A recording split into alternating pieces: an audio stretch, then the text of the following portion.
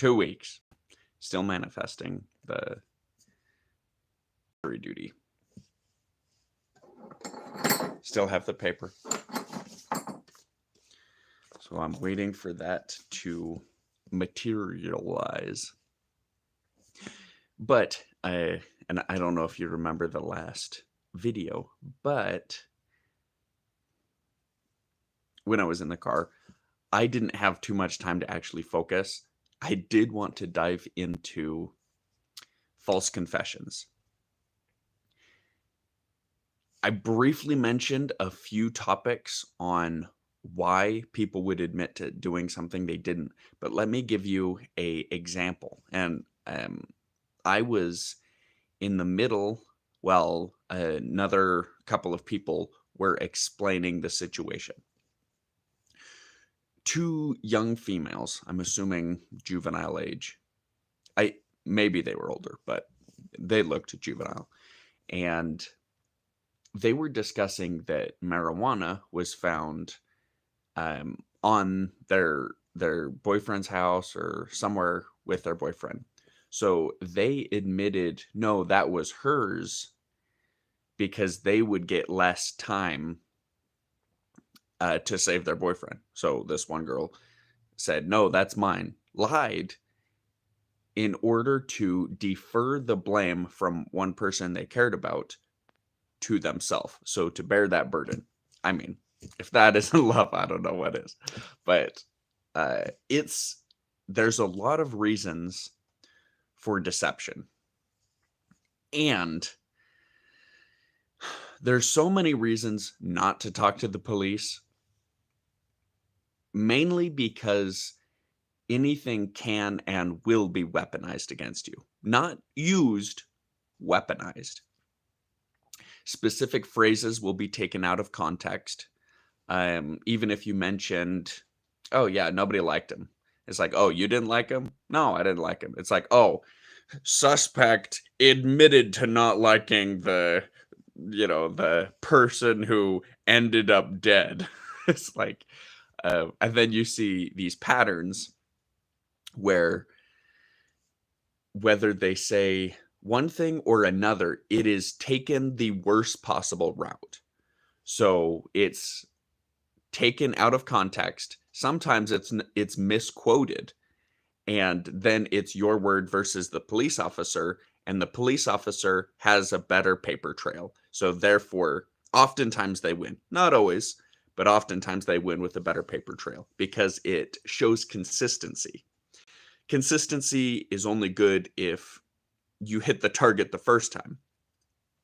But if they continue to abuse, then you have that record, which people live their entire careers corrupt, doing a lot of dirty things, but they are shisty and slimy, and they get away with it for too long.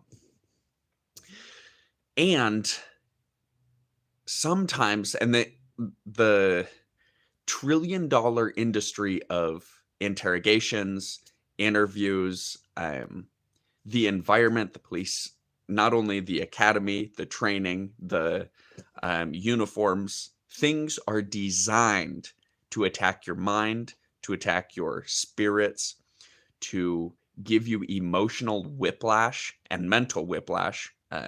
The most notable on that topic is the good cop, bad cop, where one will be extremely aggressive and then the other one pretends to be on your side and defends against the aggressor. So you're more likely to talk to them. But sometimes you talk to this one. Like it's one or the other, where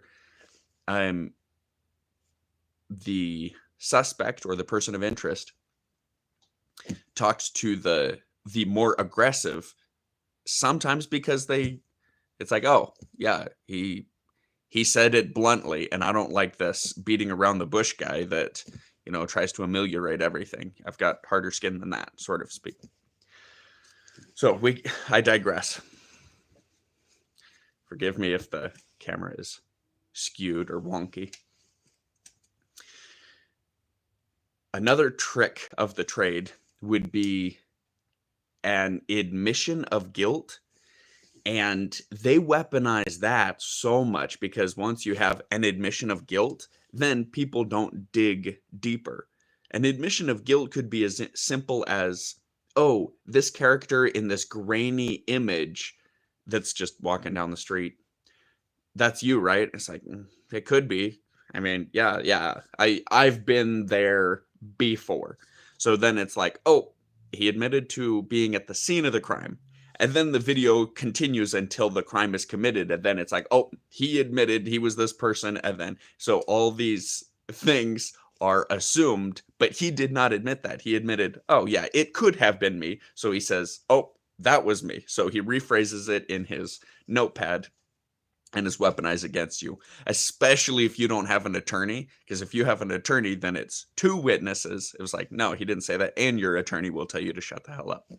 So get the best attorney you can afford. I digress. So that's one tactic that can be used. There are too many to describe here, and I wouldn't be able to dive deep enough to explain all of them. And we don't have that kind of time right now. But there are so many tactics weaponized against you. It is best to avoid interrogations outright. I don't answer questions. I'd like an attorney. If you're arrested, I'd like to petition for habeas corpus, or I don't know why, but I'm a little tongue twisted. Habeas corpus. I think that's how it's said. Yes. Let me know. Any questions? I'm just kind of rambling, trying to get that jury summons. And hopefully I can help some people out, because if you're going to jury trial, it's rough. You're nervous, you're anxious, it feels like the entire world is against you, and they do that by design. Often you're left in solitude to meander on your thoughts and your options, and they've given plea offers that all suck, that all are in the language to aid the state. But stay strong. If you're not guilty, say you're not guilty, you want an attorney, and take it to trial. Regardless of the consequences, take it to trial. It has become a push comes to shove type situation. The criminal justice system is just that, a criminal justice system.